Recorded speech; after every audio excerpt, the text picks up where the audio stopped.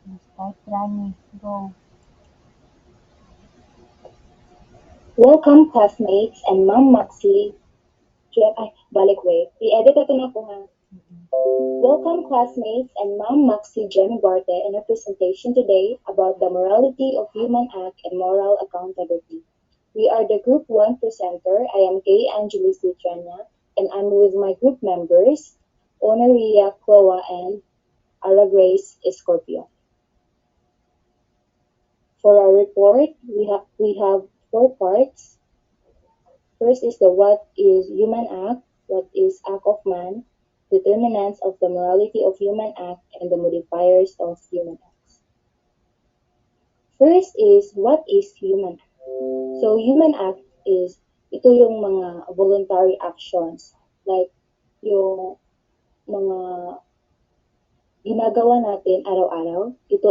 Ito ay mga gawa natin na galing sa ating will or with voluntariness. Examples are telling the truth, going to work, finishing your homework, giving money to the poor, returning a lost item. So in completing the human act, there should be three elements. First element is the knowledge. So the knowledge is that is done in the life of an agent's knowing faculty. He is aware and conscious of what he is doing. He knows what the performance of his act means. It means that the knowledge is the awareness sa bagay na ating ginagawa. Like, we know what we are doing every day. Like today, no, I am presenting, reporting about the human act. So second element is the freedom. Freedom means that the act is performed in accordance with and not against the will. It is under the control of the will determining the action. In other words, the power resides in the will to choose to do or not to do an act. It is therefore a free act done without any element of force or coercion. So this freedom is, or kalayaan, no, in Tagalog, ikaw ay malayang gawin ang bagay na gagawin o ginagawa mo. No, we have the freedom to do what we want to do, what we wanted to do. The third element is the voluntariness. Means that the act done by the agent is intentional. When he voluntarily performs an act, the agent intends it as a product of his decision, which is within the power of his will. In other words, a voluntary act is a will act, an act that is willfully done. It proceeds from the employment of knowledge and freedom. The agent cannot voluntarily do an act if he does not know it in his intellect. He also cannot voluntarily do it without his freedom. Voluntariness takes place only when knowledge and freedom are present. So this voluntariness is yung mga gusto natin. Yung gusto natin gawin sa isang bagay. Like eating a cake, riding a bicycle, or walking. So next, Aya. So there are two types of voluntariness. First is the perfect voluntariness. So perfect voluntariness with full knowledge and full consent of the act imperfect. So this voluntariness is with full knowledge and full intention in doing that. And the other voluntariness is the imperfect voluntariness. And this voluntariness is there is no perfect knowledge nor consent. And we also distinguish between the direct voluntary act, which is when the act is intended for its own sake, either a means or as an end. So the examples of the direct voluntary act is um, cutting classes, willingly goes to a bar. Ito yung direct, no, yung gusto mong gawin sa na bagay na medyo may consequences.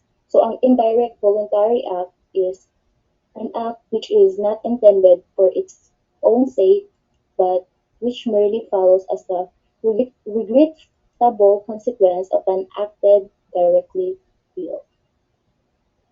So examples of this indirect voluntary act is um, when you go out to a bar for a drink and you end up in a fight.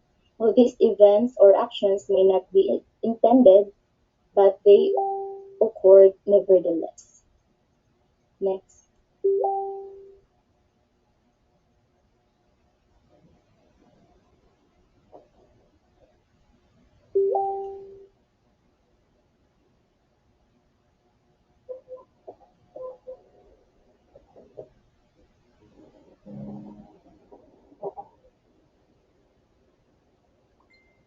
Yun lang, no?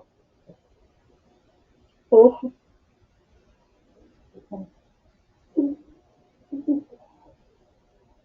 lipat naman yun, no? Palit lang. Oh,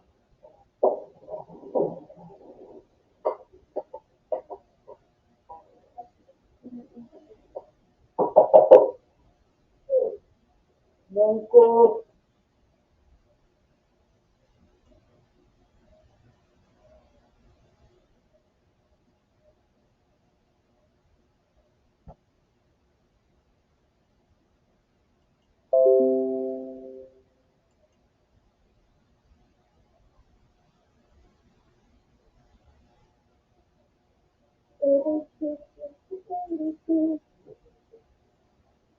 So, what is act of man?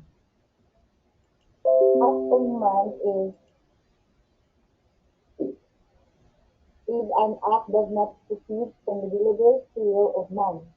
It is also not require the employment of the rational faculties of intellect and free will.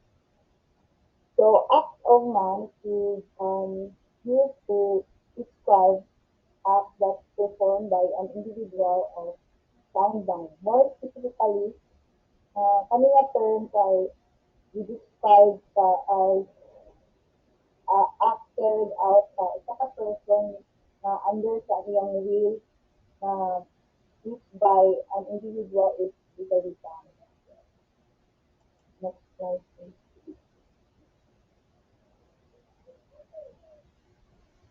So, to be considered as an act of man, there are three elements of a human act that are not present, which are the knowledge, freedom, and voluntariness. Then,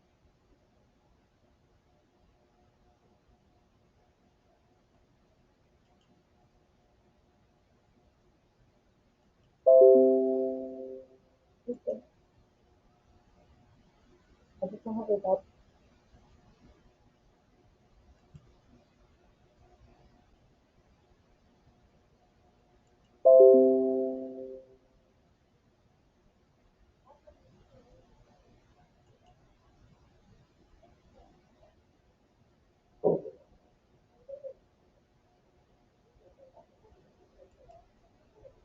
So, first is the knowledge. There is no element of knowledge.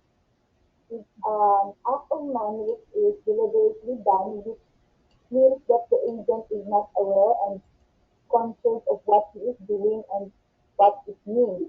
So a person is not responsible for an act done in ignorance unless the ignorance is the person's own fault and is therefore guilt, in which case he acknowledges that he ignorance and also despair it. So a person kanang wala siya na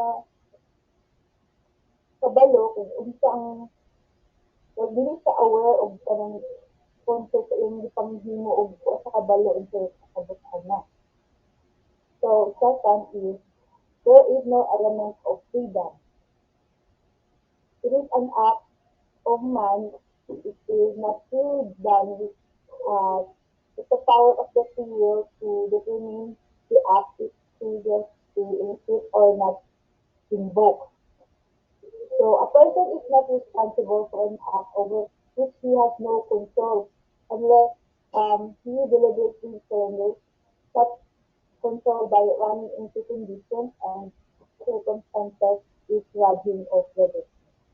So last, there is no element of voluntariness. If an act of man does not proceed from both knowledge and freedom, and requiring no decision of the will to make the agent intend and willfully do such an act or not. So, in voluntariness, a person is not responsible for an act which he does not will unless he wills to give up his self-control and allowing himself to be hypnotized or like becoming intoxicated. That's like,